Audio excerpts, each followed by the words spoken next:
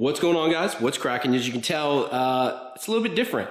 Got bumper and fenders back on. So I just got the fenders and the hood back from Travis Beaver. Now I'm going to go ahead and preface this with the fact that we didn't paint the fenders or the outside of the hood. We just painted the edge in here and then the entire underside of the hood because we didn't paint the outside of the car and getting it to match.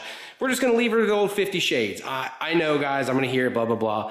I pretty much, my dream car was like the Rat Rod Supra that's down in Florida, the black one. I love that car. And I kind of want this to like be a silver-ish version of that. So the engine bay's perfect. Need to get the interior up to date, but the whole subframe, everything on that car is beautiful. It's just the outside looks rough, but really isn't rough, if that makes sense.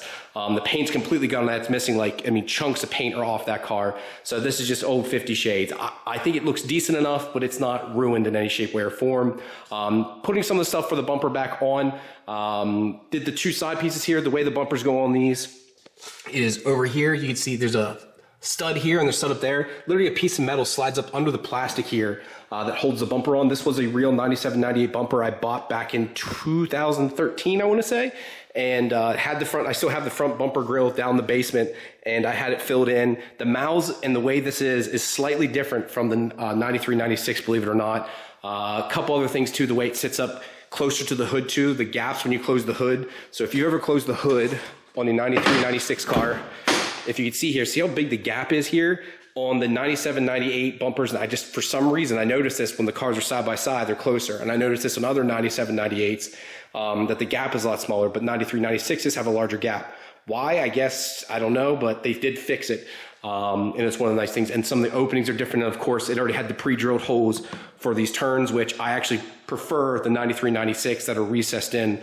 The more I look at it now, these look like buck teeth. The recessed light looks better. But that's beside the point. I've been kind of going through that, seeing how it fits. My intercooler piping is still really tight. I don't like that. And you can see in the past where the paint had split because of that rubbing. And that's even with that tight radius. I could probably bring it in more, but then trying to line it up here. So we'll see. If it comes to that, I can always redo it. But that does kind of suck. But it is what it is. I come over here to the hood so I can show you guys that real quick. The orange car is also officially sold. It gets picked up tomorrow. We officially got the wire transfer today, so that car is gone. It's going out to Butte, Montana. I'm excited for the new owner to get it. It's going to be an awesome project for him. Got all the parts boxed up over there because didn't want to send it all loose, but car's gone. It's awesome.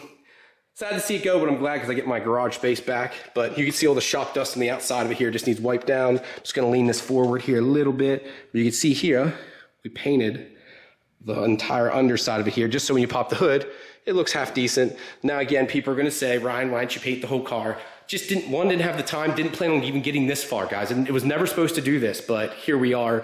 My painter said we should have painted the whole thing. I didn't want another year off. I want to drive the car. And again, maybe that's me rushing it. I'll get another project. We'll work on that and do all that to it. The car's fine. It sits in the garage. It'll be okay. It's not rotting away or anything like that. What I am doing though is wiping some of the stuff down, wipe down the fenders here. They're not perfect by any shape, way, or form either, but I'm installing some parts. Again, bolted that all to the side there, put the fenders on. I'll show you when I put it down here. A few other things I've done too. Underneath here, put these in. There's little clips you have to put in, have like a spacer almost, and then you use these two centering bolts. Should have bought new ones of these. I forgot all about them. I should have bought those new. I bought these clips that go here and here new, so I need to pull these out of the fender. Once you get off the lift, I can install those properly. But there's these alignment, these are centering bolts with a spacer. I don't know what to call them, but there's a spacer you need to put in there. When I did Kat's car, I replaced all of that stuff new, but again, I repainted the whole car, so totally different ball game. Just wanted to show you guys that. I'm gonna clean up all the clips for this, and I did buy new screws for all that stuff too. So all this is getting replaced. I got new screws. I'm gonna be using titanium bolts from Dress Up Bolts to replace all this stuff. So all these screws are gonna be replaced with titanium screws and washers. Brett had counted all that out. I'm gonna clean up some of these clips. And the ones I don't have, I'm gonna go buy new. You can buy all this stuff new from Toyota, but stuff I don't need to, I'm not going to. I'm tired of just spending money to spend money.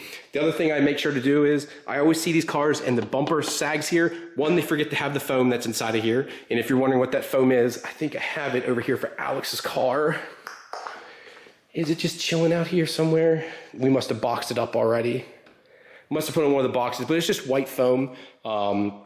That helps hold the bumper rigid. You're probably thinking foam that holds the bumper rigid. Believe me, it really makes a huge difference. You can kind of see it back there.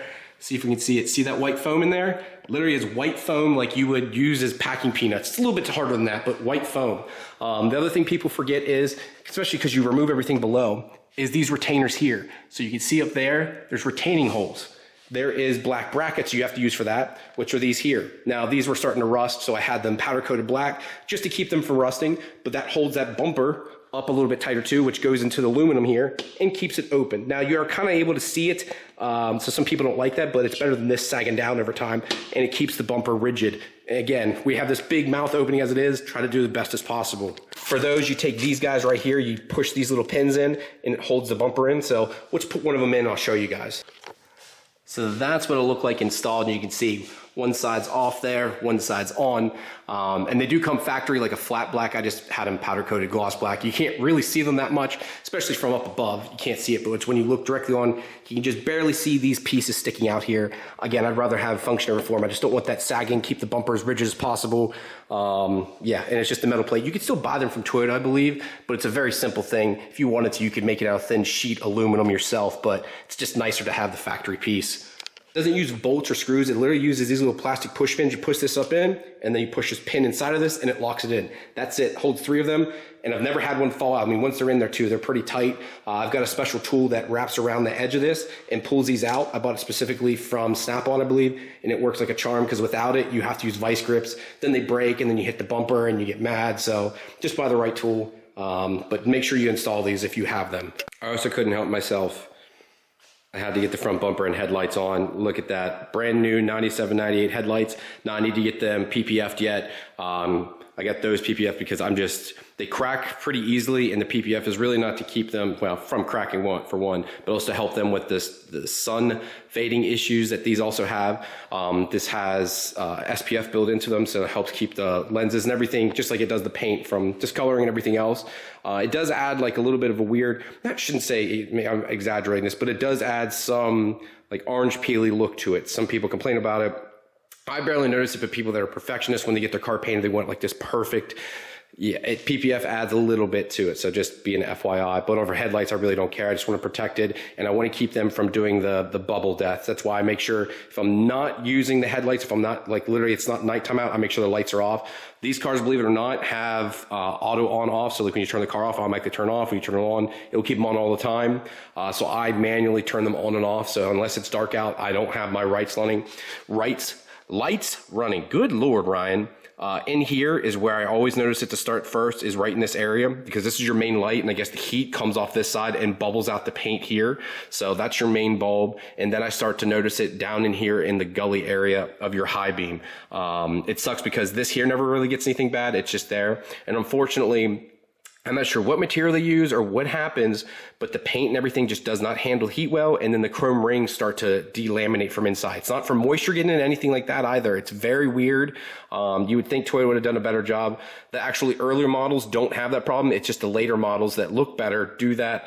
Thankfully, we can still buy the headlights new. They're just a little salty, so try to protect your investment as best as possible. I had 97, 98s in it before, but I wanted to get brand new because those were starting to get a little raggedy, old, and I think it helps freshen up the outside a little bit. They were starting to just get a little cloudy too, so I was like, all right, it's time. If I get these wrapped, they should last forever, realistically. So I'm gonna get them PPF with some Sun Tech, of course, but look at it. I mean, it looks like a car now. Like, I'm happy, super happy. Intercore piping fits pretty decently. It's not perfect. I need to adjust it some. I know you're supposed to cut the bumper here, but I do not want to cut it if I don't have to. I cracked this buck tooth back in the day. I need to fix that too. We are so darn close, guys. We are like this freaking close to being done.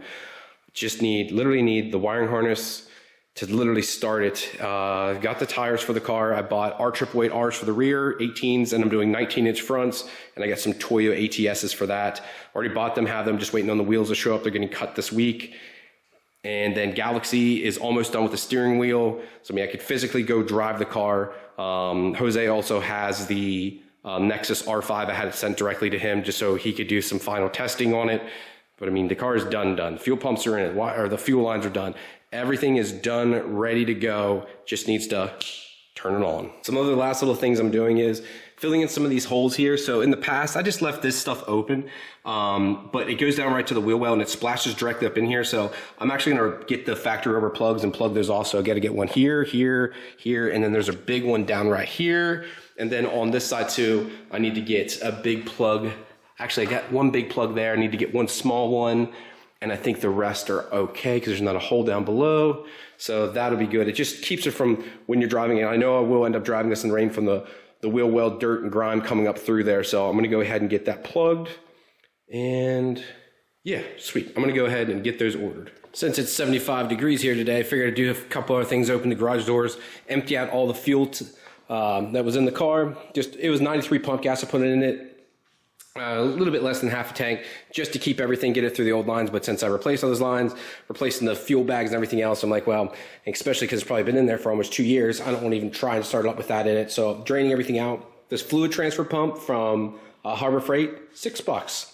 Can't beat it. And it's nice having the Harbor Freight close. So, and Colton has my damn VP racing jugs. I've been pumping into that bucket then, and the fuel's old, but it'll be fine for the RAV or the Corolla. It'll be all right. So pumped it into those because I can't dump it, but wanted to get as close to empty as possible, let a little bit more evaporate. I'm going to run a magnet in there too, see if there's any debris, because I don't want to have any issues with that getting up into the fuel system, into the injectors, anything of that nature. Went ahead and cleaned up my fuel pump that I did years ago. So I did a video on this, but wanted to do a couple things. One, I went ahead and cut, crimped, and put a connector on for the third fuel pump.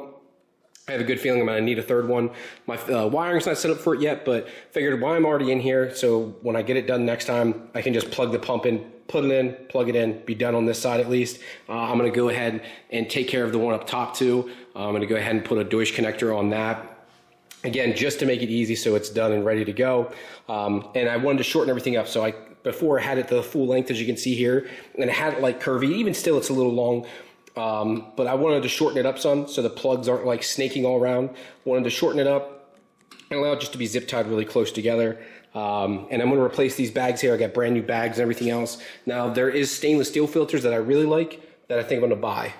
They fit in there nicer. They literally fit within the circumference of that, the round end of the fuel pump. So it makes it a little bit easier to get it in because the factory Mark IV, which is nice, has a factory like basket case in there to keep fuel from sloshing, which most cars don't have. It's a nice feature to have, kind of why we don't need a sump tank or anything like that, because we kind of have it from the factory. We're also lucky that we can fit 3 fuel pumps in there, unlike many other cars. So we're fortunate for that. But these bags don't really cause a problem per se. It just makes it a little bit harder to get in because you have to kind of wiggle them around to get it around that spot. But I do have brand new install kits right here. I got 2 brand new install kits. This comes with new connectors and everything, pre-wired or just the pins and stuff, and it comes with a tube and a new bag. But I'd rather just put the stainless steel ones on it just so they're good for life, and it's a little bit easier to install, put it in and out of the car.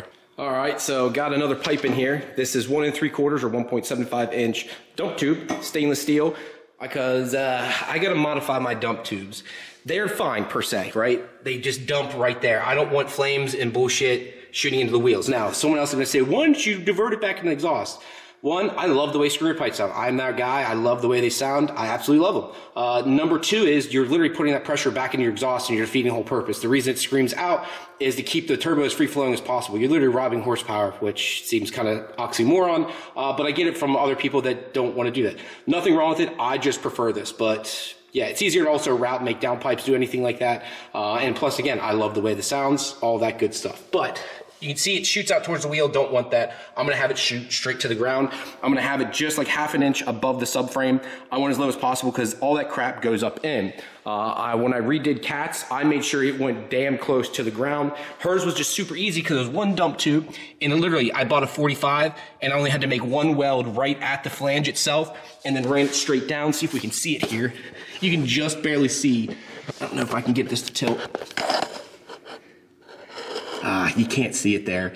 There's just the tip of it. You can just barely see below the subframe, and it worked out perfect because, again, it puts all that nastiness down to the ground where it should be, and there's a little bit of exhaust crap that comes out, and it'll splatter everywhere, and I don't want that. So I want to cut this. Powerhouse Racing would have probably modified, actually I know, they would have modified for it. I know Lance and those guys are probably going to watch this video, but I don't mind doing it.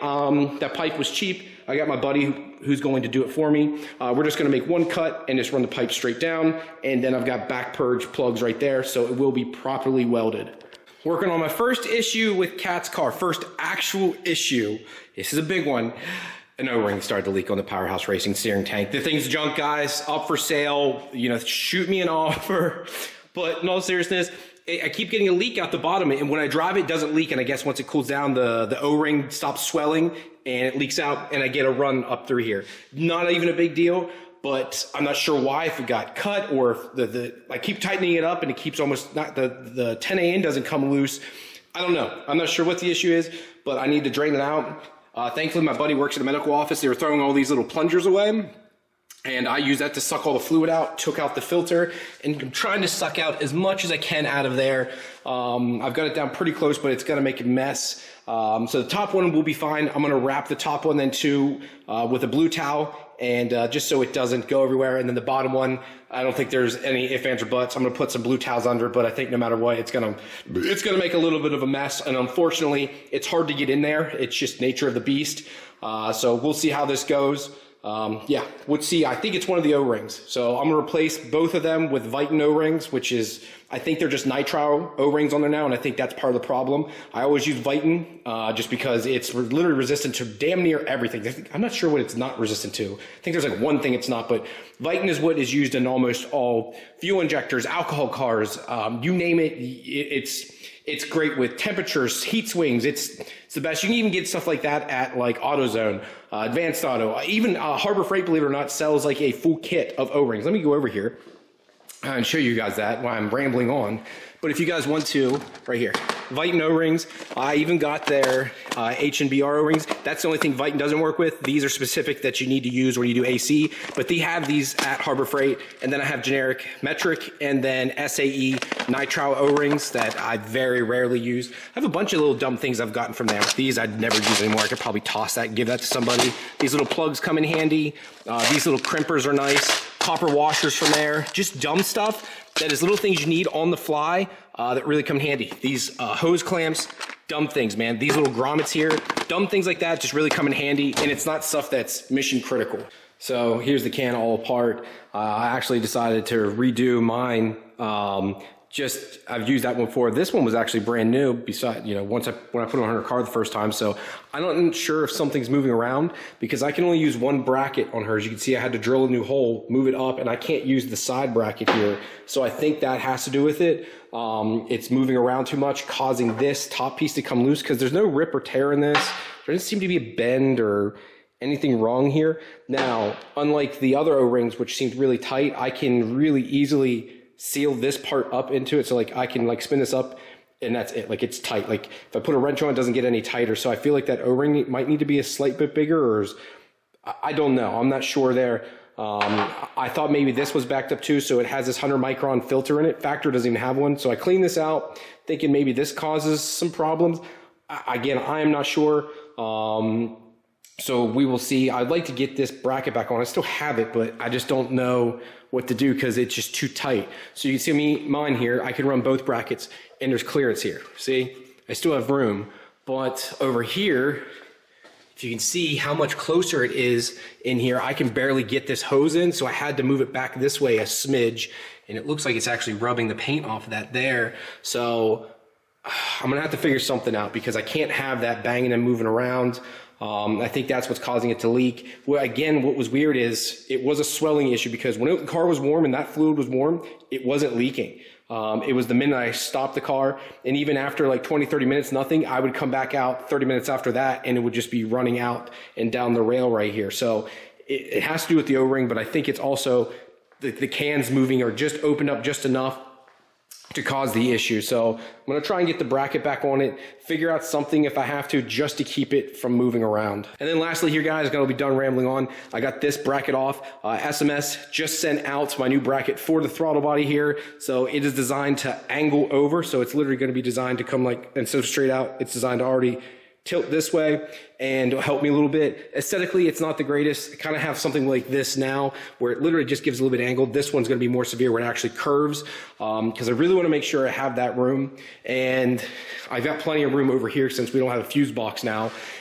This should work. Let's hope it does. If not, and we got other issues, but I think we should be fine. And then I can finish up the intercooler piping and then harness. That's it. We're done. We're done. Let's go. Thank you guys very much, and I'll talk to you later. Peace.